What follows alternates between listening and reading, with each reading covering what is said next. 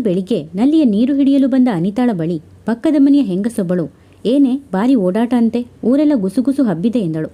ಅನಿತಾ ಸವ್ವಾ ಸೇರು ಎಂಬಂತೆ ಅವನನ್ನೇ ಮದುವೆ ಆಗೋದು ಅಂದ ಮೇಲೆ ಜೊತೆಗೆ ಓಡಾಡೋದ್ರಲ್ಲಿ ತಪ್ಪೇನು ಎಂದು ಸ್ವಲ್ಪವೂ ಹಿಂಜರಿಕೆ ಇಲ್ಲದೆ ಅವರನ್ನೇ ಪ್ರಶ್ನಿಸಿದಳು. ಆಗ ಅವಳ ಕಣ್ಣಲ್ಲಿ ಹೊಸ ಹೊಳಪು ಎದ್ದು ಕಾಣುತ್ತಿತ್ತು. ಅನಿತಾ ಒಂದು ಫ್ಯಾಕ್ಟರಿಯಲ್ಲಿ ಕೆಲಸ ಮಾಡುತ್ತಿದ್ದಳು. ಅಲ್ಲಿ ಬಾಲು ಎಂಬಾತ ಅವಳ ಹಿಂದೆ ಬಿದ್ದಿದ್ದ. ಈ ವಿಷಯ ಫ್ಯಾಕ್ಟರಿಯಲ್ಲಿ ಎಲ್ಲರಿಗೂ ತಿಳಿದಿತ್ತು. ಅನಿತಾ ಅವನೊಂದಿಗೆ ಕಾಲಹರಣಕ್ಕೆ ಮಾತನಾಡುತ್ತಿದ್ದರೂ ಅವನನ್ನು ಹತ್ತಿರಕ್ಕೆ ಬಿಟ್ಟುಕೊಳ್ಳುತ್ತಿರಲಿಲ್ಲ. ಆದರೆ ಅಲ್ಲಿ ಎಲ್ಲರ ಬಾಯಿಯಲ್ಲೂ ಒಂದೇ ಮಾತು, ಅವರಿಬ್ಬರೂ ಮದುವೆಯಾಗುತ್ತಾರೆ ಎಂದು. ಎಲ್ಲರೂ ಹಾಗೆ ಹೇಳುತ್ತಿದ್ದರಿಂದ ಬಾಲು ಆ ವಿಷಯವನ್ನು ಬಹಳ ಗಂಭೀರವಾಗಿ ತೆಗೆದುಕೊಂಡಿದ್ದ. ಅವನು ಅನಿತಾಳನ್ನು ಪ್ರೀತಿಸತೊಡಗಿದ್ದ. ಹೋಟೆಲ್ನಿಂದ ಏನೇ ತಂದರೂ ಆಕೆಗೆ ನೀಡುತ್ತಿದ್ದ. ಎಲ್ಲ ಕೆಲಸಗಳಲ್ಲೂ ಆಕೆಗೆ ಸಹಾಯ ಮಾಡುತ್ತಿದ್ದ. ಅದು ಅವನು ಪ್ರೀತಿ ತೋರಿಸುವ ರೀತಿಯಾಗಿತ್ತು. ಆದರೆ ಎಷ್ಟೇ ದಿನಗಳು ಕಳೆದರೂ ಅನಿತಾಳಿಂದ ಅಂತಹ ಯಾವುದೇ ಪ್ರತಿಕ್ರಿಯೆ ಬರದ ಕಾರಣ ಆತನೇ ಒಂದು ದಿನ, ನಾನು ನಿನ್ನನ್ನು ಪ್ರೀತಿಸುತ್ತಿದ್ದೇನೆ, ನಿನ್ನನ್ನೇ ಮದುವೆಯಾಗಬೇಕೆಂದಿದ್ದೇನೆ ಎಂದು ಅವಳಿಗೆ ತಿಳಿಸಿದ. ಇದಾದ ಮೇಲೆ ಅನಿತಾ ಅವನನ್ನು ಆದಷ್ಟು ಅವಾಯ್ಡ್ ಮಾಡತೊಡಗಿದಳು. ಹುಡುಗ ಕೆಟ್ಟವನೆಂದೇನಲ್ಲ, ನೋಡಲು ಸ್ವಲ್ಪ ಎಣ್ಣೆಗಪ್ಪು ಬಿಟ್ಟರೆ ಒಳ್ಳೆಯ ಹುಡುಗನೇ. ಅವಳು ಆತ ನೀಡಿರುವ ತಿಂಡಿಗಳನ್ನು ಪ್ರೀತಿಸುತ್ತಿದ್ದಳೆ ಹೊರತು ಅವನನ್ನಲ್ಲ. ಅವನನ್ನು ಬೇಡವೆನ್ನಲು ಕಾರಣ ಇಷ್ಟೇ, ಫ್ಯಾಕ್ಟರಿಯಲ್ಲಿ ದಿನಗೂಲಿ ಮಾಡುವವನನ್ನು ಮದುವೆಯಾಗಲು ಅವಳು ಸಿದ್ಧಳಿರಲಿಲ್ಲ. ಅವಳು ಈಗ ಅವಾಯ್ಡ್ ಮಾಡುತ್ತಿದ್ದರೂ ಒಂದು ದಿನ ತನ್ನನ್ನು ಖಂಡಿತ ಇಷ್ಟಪಟ್ಟು ಮದುವೆಯಾಗಲು ಒಪ್ಪುತ್ತಾಳೆ ಎಂದೇ ಆತ ಭಾವಿಸಿದ್ದ. ಹೀಗೆ ದಿನಗಳು ಕಳೆದವು. ಇತ್ತ ಅನಿತಾಳ ಮನೆಯಲ್ಲಿ ಗಂಡು ನೋಡಲು ಪ್ರಾರಂಭಿಸಿದರು. ಇದರಿಂದ ಅವಳಲ್ಲೇನೂ ಬದಲಾವಣೆ ಆಗಲಿಲ್ಲ. ಆಕೆ ಖುಷಿಯಿಂದಲೇ ಇದ್ದಳು. ಆದರೆ ಈ ವಿಷಯ ತಿಳಿದ ಬಾಲುಗೆ ಮಾತ್ರ ಅದನ್ನು ಸಹಿಸಲಾಗಲಿಲ್ಲ.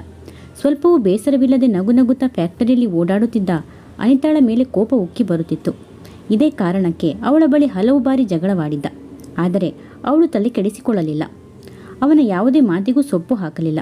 ಇದರಿಂದ ಅವಳ ಮೇಲೆ ಇನ್ನಷ್ಟು ಕೋಪ ಬರುತ್ತಿತ್ತು. ಆ ಕೋಪ ದ್ವೇಷವಾಗಿ ಬದಲಾಯಿತು. ಭೂಮಿ ಮೇಲೆ ನೀನೇ ಸುಂದರಿ ಎನ್ನುವ ಭ್ರಮೆ ನಿನಗೆ. ಅದು ಹೇಗೆ ನೀನು ಬೇರೊಬ್ಬನನ್ನು ಮದುವೆಯಾಗುತ್ತೀಯೋ ನಾನು ನೋಡುತ್ತೇನೆ. ಕೊನೆಗೆ ನೀನೇ ಬಂದು ನನ್ನನ್ನು ಮದುವೆಯಾಗು ಎಂದು ಬೇಡಿಕೊಳ್ಳುವ ಹಾಗೆ ಮಾಡುತ್ತೇನೆ ಎಂದು ಹೇಳಿದ. ಆದರೆ ಅನಿತಾ ಮಾತ್ರ ಅವನ ಮಾತುಗಳಿಗೆ ತಲೆ ಕೆಡಿಸಿಕೊಳ್ಳಲೇ ಇಲ್ಲ. ಇತ್ತ ಅವಳಿಗೆ ಹಲವಾರು ಸಂಬಂಧಗಳು ಬರತೊಡಗಿದವು. ನೋಡಿ ಒಪ್ಪಿಕೊಂಡು ಮಾತುಕತೆ ಮುಂದುವರಿಸಬೇಕೆನ್ನುವಷ್ಟರಲ್ಲಿ ಅರ್ಧದಲ್ಲೇ ಸಂಬಂಧಗಳು ಮುರಿದು ಬೀಳತೊಡಗಿದವು. ವಧು ಪರೀಕ್ಷೆಗೆ ತಯಾರಾಗಿ ಜ್ಯೂಸು ಕಾಫಿ ಎಂದು ಎಲ್ಲರ ಮುಂದೆ ಬಂದು ನಿಂತು ಅವಳಿಗೆ ಸಾಕಾಗಿ ಹೋಗಿತ್ತು. ಕೊನೆಗೊಂದು ದಿನ ಇದಕ್ಕೆಲ್ಲ ಕಾರಣ ಬಾಲು ಎಂಬುದು ಗೊತ್ತಾಯಿತು. ಅವನೇ ವರನ ಕಡೆಯವರ ಬಳಿ ತನಗೂ ಅವಳಿಗೂ ಸಂಬಂಧವಿದೆ ಎಂದು ಹೇಳಿ ಅವರು ಒಪ್ಪದಂತೆ ತಡೆಯುತ್ತಿದ್ದ. ಊರಲ್ಲೆಲ್ಲ ಇದೇ ವಿಚಾರ ಪ್ರಚಾರವಾಗತೊಡಗಿತು.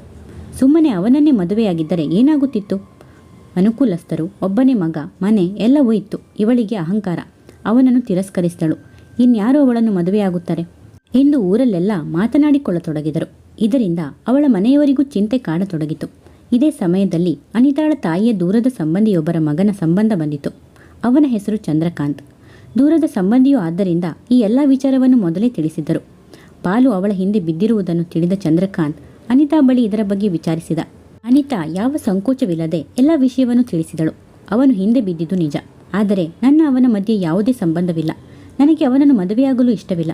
ಇದೇ ಕಾರಣಕ್ಕೆ ಅವನು ನನಗೆ ಬರುವ ಸಂಬಂಧವನ್ನು ಮುರಿಯಲು ಯತ್ನಿಸುತ್ತಿದ್ದಾನೆ. ವರನ ಕಡೆಯವರ ಬಳಿ ನನ್ನ ಬಗ್ಗೆ ಅಪಪ್ರಚಾರ ಮಾಡುತ್ತಿದ್ದಾನೆ ಎಂದು ಹೇಳಿದಳು.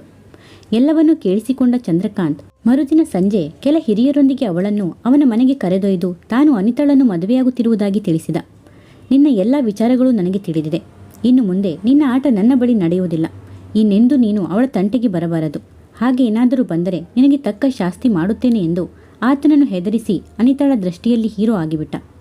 ಅವನನ್ನು ದೇವರೇ ತನಗಾಗಿ ಕಳಿಸಿದ್ದಾನೆ ಎಂದುಕೊಂಡಳು ಅನಿತಾ.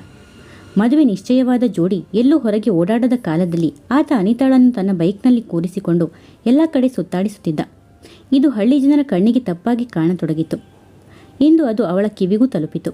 ಆದ್ದರಿಂದಲೇ ಅನಿತಾ, ನಾನು ಮದುವೆ ಆಗುವವರ ಜೊತೆ ಓಡಾಡೋದ್ರಲ್ಲಿ ತಪ್ಪೇನಿದೆ ಎಂದು ಅವರ ಬಾಯಿ ಮುಚ್ಚಿಸಿದಳು.